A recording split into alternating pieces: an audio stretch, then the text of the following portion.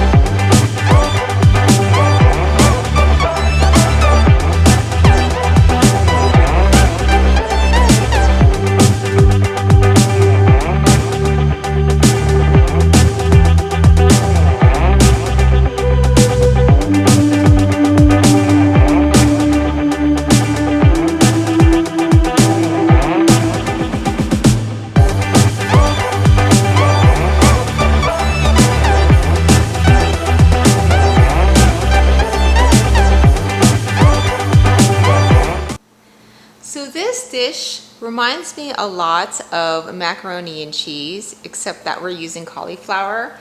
It's so creamy and the nutritional yeast gives it that nice cheesy flavor. So this is a great dish, like I mentioned earlier, to try to get more vegetables into your diet, especially if you have kids or family members who aren't really into vegetables.